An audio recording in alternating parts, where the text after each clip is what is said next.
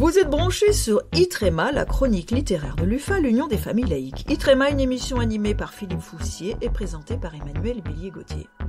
Aujourd'hui, Philippe, vous allez nous parler de quelqu'un que l'on connaît très bien à l'UFAL, puisqu'il s'agit du philosophe Charles Coutel. Outre qu'il rédige très fréquemment des articles pour notre magazine de conviction laïque UFAL Info, Charles Coutel participe à notre prochaine publication Cause républicaine, dont le premier numéro sortira en mai.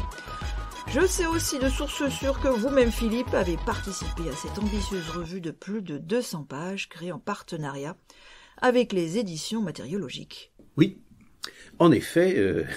Mais en attendant cette parution prochaine, je vais donc vous parler du tout dernier livre de Charles Coutel, Pour une république laïque et sociale, héritage, défis et perspectives. Alors, dans ce dernier livre, Charles Coutel propose de ressourcer la cause républicaine plutôt à l'aune des grands penseurs des Lumières. Et c'est en puisant dans ces héritages que les républicains humanistes pourront tracer des perspectives à la hauteur des défis considérables qui nous assaillent. Ce livre est dédié à la mémoire de Samuel Paty, professeur mort pour la République, dit Charles Coutel. S'il en était besoin, les faits nous rappellent que l'histoire est tragique et que la séquence que nous traversons depuis une dizaine d'années l'est singulièrement. Aujourd'hui, affirmer que l'idéal républicain et laïque peut conduire des fanatiques à nous en empêcher par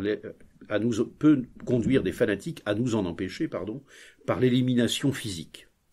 Notre représentation de l'humanisme républicain ressemble à une statue abandonnée depuis longtemps au fond de l'océan de notre négligence oublieuse, constate Charles Coutel. Comme elle, il peut devenir méconnaissable. Les traits du visage s'estompent, les mots pour en parler deviennent flous, les symboles qui l'entourent se perdent. On oublie la sculpture initiale, le long travail des sculpteurs et l'emplacement de l'atelier. Tout se passe comme s'il fallait de grandes épreuves telles que celles que nous vivons pour en prendre conscience et célébrer l'esprit humaniste qui sut construire notre République et nous apprendre à chérir notre nation. Fin de citation. On se lamente souvent de voir les ennemis de l'humanisme et les anti-républicains relever la tête avec autant d'assurance et engranger les victoires les unes après les autres. On s'interroge sans doute moins volontiers sur les raisons de leur succès, qui tiennent largement à nos propres faiblesses ou renoncements.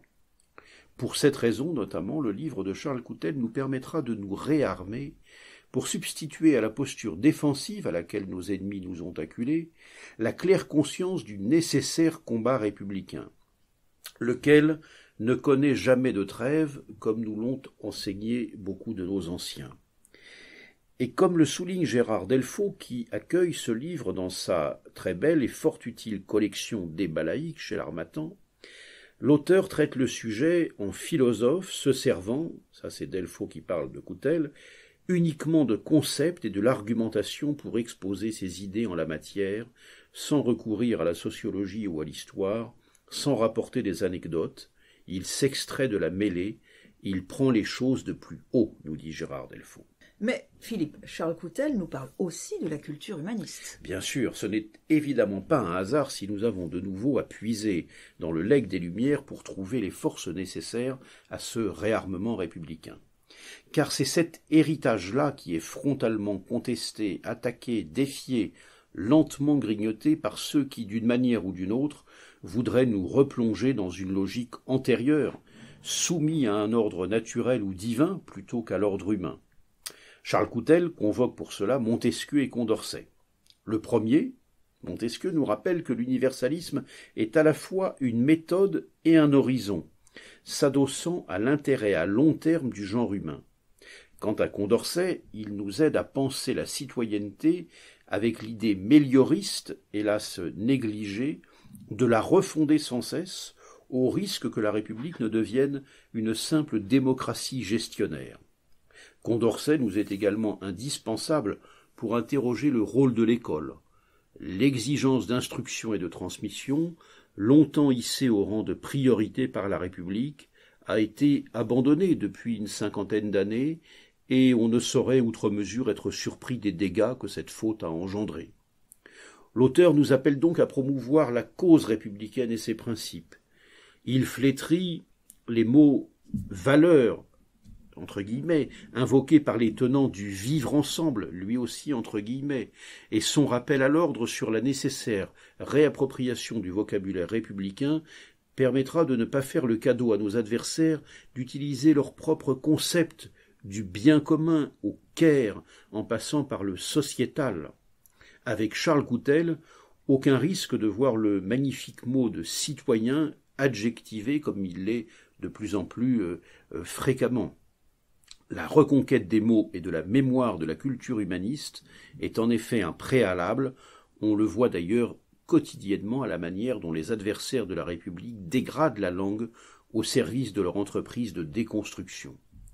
De cela et des confusions sciemment entretenues sur la laïcité qui sont ici dissipées, on se nourrira avec profit en vue, comme le suggère Patrick Kessel dans son excellente préface, de réenchanter la République.